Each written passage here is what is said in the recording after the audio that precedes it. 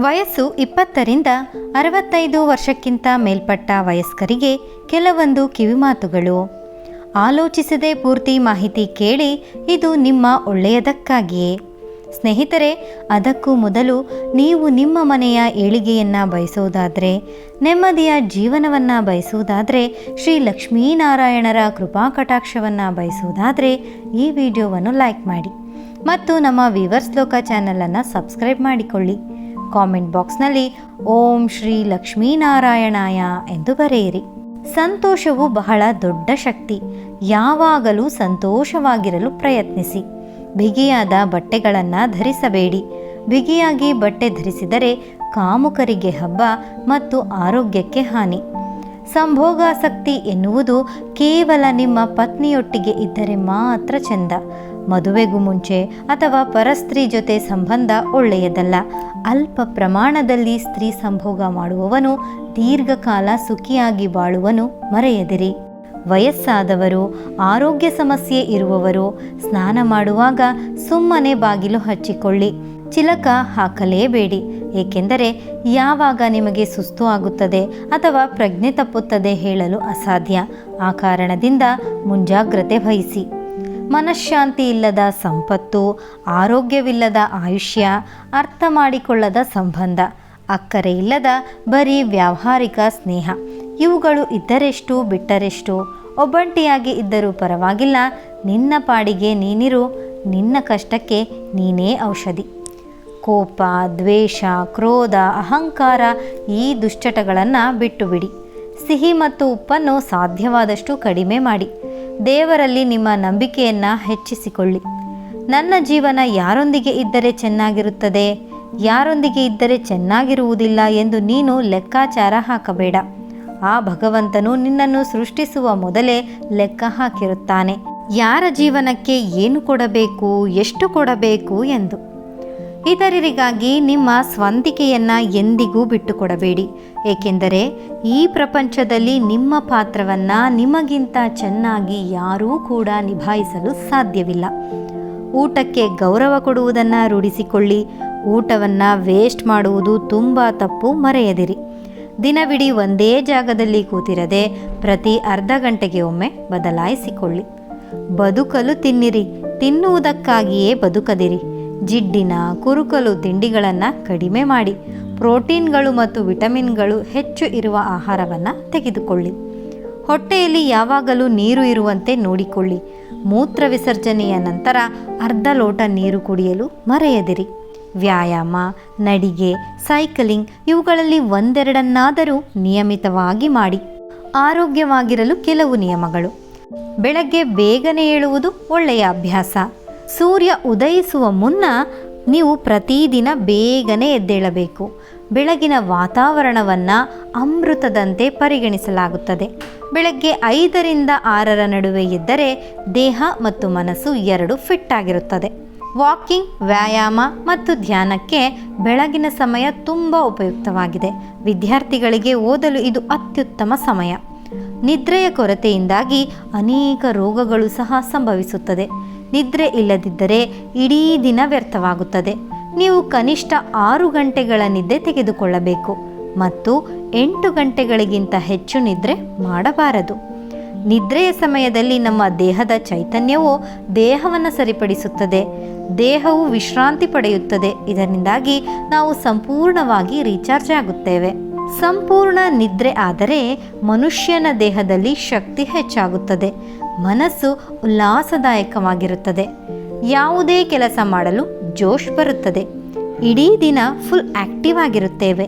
ಆದ್ದರಿಂದ ಕನಿಷ್ಠ 6 ಅಥವಾ 8 ಗಂಟೆ ನಿರಂತರ ನಿದ್ರೆ ಮಾಡಿ. ಪ್ರತಿದಿನ ವ್ಯಾಯಾಮ ಮಾಡಿ. ಪ್ರತಿದಿನ ವ್ಯಾಯಾಮ ಮಾಡುವುದು ಅದು ನಿಮ್ಮನ್ನು ಆರೋಗ್ಯವಾಗಿಡಲು ಹೆಚ್ಚು ಸಹಾಯ ಮಾಡುತ್ತದೆ. ಕನಿಷ್ಠ 20 ನಿಮಿಷಗಳನ್ನು ವ್ಯಾಯಾಮಕ್ಕಾಗಿ ಅಡ್ಜಸ್ಟ್ ಮಾಡಿಕೊಳ್ಳಿ. ಬೆಳಗಿನ ವ್ಯಾಯಾಮವು ನಿಮ್ಮನ್ನು ಪೂರ್ಣ ಶಕ್ತಿಯಿಂದ ತುಂಬಿಬಿಡುತ್ತದೆ ಮತ್ತು ದಿನವಿಡೀ ಸಂತೋಷವನ್ನು ನೀಡುತ್ತದೆ. ಆರೋಗ್ಯವಾಗಿರಲು ನೀರು ಕುಡಿಯಿರಿ. ಬೆಳಗ್ಗೆ ಎದ್ದಾಗ ಖಾಲಿ ಹೊಟ್ಟೆಯಲ್ಲಿ 3ರಿಂದ 4 ಗ್ಲಾಸ್ ನೀರು ಕುಡಿಯುವುದು ಅತೀ ಅವಶ್ಯಕ. ಅಂದರೆ ಸುಮಾರು 1 ಲೀಟರ್.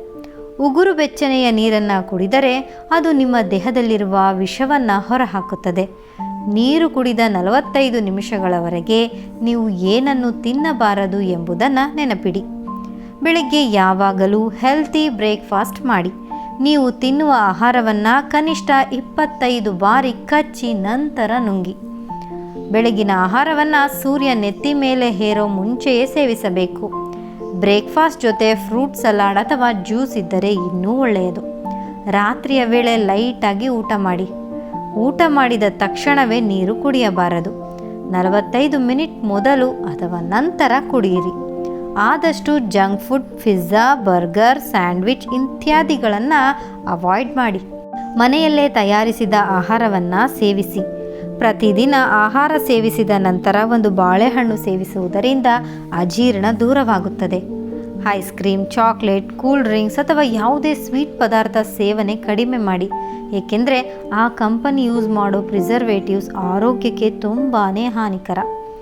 ಸಕ್ಕರೆ ನಮ್ಮ ದೇಹಕ್ಕೆ ಹಾನಿ ಮಾಡುತ್ತದೆ. ನಿಮಗೆ ನಿಲ್ಲಿಸಲು ಸಾಧ್ಯವಾಗದಿದ್ದರೆ ಅದನ್ನು ಸ್ವಲ್ಪ ಕಡಿಮೆ ಮಾಡಿ. ಜೇನು, ಕೆಂಪು ಕಲ್ಲು ಸಕ್ಕರೆ, ಬೆಲ್ಲ ಇತ್ಯಾದಿಗಳನ್ನು ಬಳಸಿ. ಅಲ್ಲದೆ ಉಪ್ಪನ್ನು ಕನಿಷ್ಠ ಪ್ರಮಾಣದಲ್ಲಿ ಬಳಸಿ.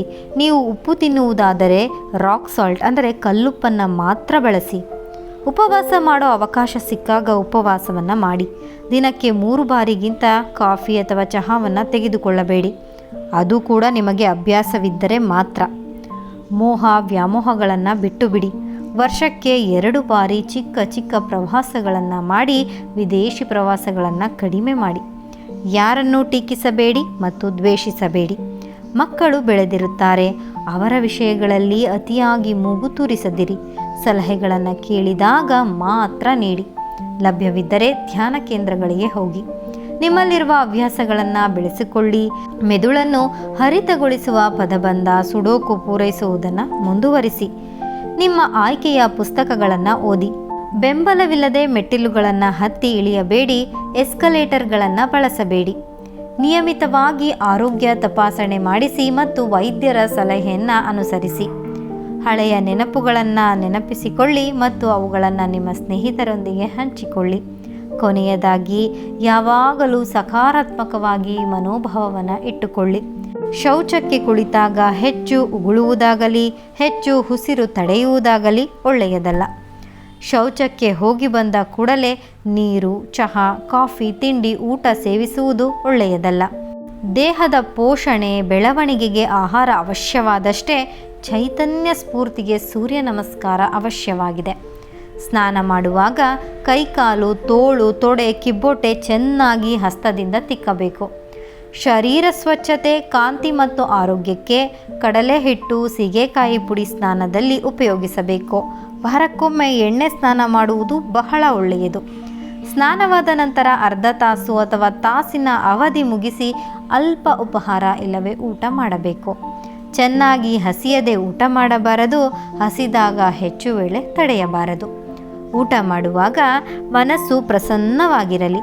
ಆನಂದ, ಸಂತೃಪ್ತಿಯಿಂದ ಆಹಾರವನ್ನು ಪ್ರಸಾದವೆಂದು ಸ್ವೀಕರಿಸಬೇಕು. ಹಸಿ ತರಕಾರಿ, ನೆನೆಸಿದ ಬೇಳೆಕಾಳು, ಹಣ್ಣು, ಹಂಪಲು ಮುಂತಾದವು ನಿತ್ಯ ಆಹಾರದಲ್ಲಿ ಉಪಯೋಗಿಸುವುದು ಹೆಚ್ಚು ಹಿತಕರವಾಗಿರುತ್ತದೆ. ಆಹಾರವನ್ನು ಚೆನ್ನಾಗಿ ನೀರಾಗುವಂತೆ ನುರಿಸಿ ನುಂಗಬೇಕು. ಸಾತ್ವಿಕ ಸಸ್ಯಾಹಾರವೇ ಸರ್ವಶ್ರೇಷ್ಠವಾದುದಾಗಿದೆ. ಆಹಾರದಂತೆ ವಿಚಾರ, ಆಚರಣೆ ಸಾಧ್ಯ. ಬಲಭುಜ ಮೇಲೆ ಮಾಡಿ ಮುಖ ತೆರೆದುಕೊಂಡು ಮಲಗಬೇಕು. ಮೂಗಿನಿಂದಲೇ ಉಸಿರಾಡಬೇಕು. ಶವಾಸನ ಸ್ಥಿತಿಯಲ್ಲಿ ಇದ್ದುಕೊಂಡೇ ನಿದ್ರೆ ಹೋಗಬಹುದು. ಕಾಯಿಸಿ ಆರಿಸಿದ ನೀರನ್ನೇ ಕುಡಿಯಬೇಕು. ಬೇಗ ಮಲಗಿ ಬೇಗ ಏಳಿ. ಹಗಲು ನಿದ್ದೆ ಮಾಡಬಾರದು, ರಾತ್ರಿ ನಿದ್ದೆ ಕೆಡಬಾರದು. ಸ್ನೇಹಿತರೆ, ಈ ಮಾಹಿತಿ ನಿಮಗೆ ಸರಿ ಅನಿಸಿದ್ರೆ ದಯವಿಟ್ಟು ಲೈಕ್ ಮಾಡೋದನ್ನು ಮರಿಬೇಡಿ. ಹಾಗೂ ಮತ್ತಷ್ಟು ವಿಡಿಯೋಸ್ಗಳಿಗಾಗಿ ನಮ್ಮ ಚಾನಲನ್ನು ಸಬ್ಸ್ಕ್ರೈಬ್ ಮಾಡಿ. ನಿಮ್ಮ ಅನಿಸಿಕೆ, ಅಭಿಪ್ರಾಯಗಳನ್ನು ತಪ್ಪದೆ ಕಾಮೆಂಟ್ ಮಾಡಿ. ಕೇಳಿದ್ದಕ್ಕಾಗಿ ಧನ್ಯವಾದಗಳು.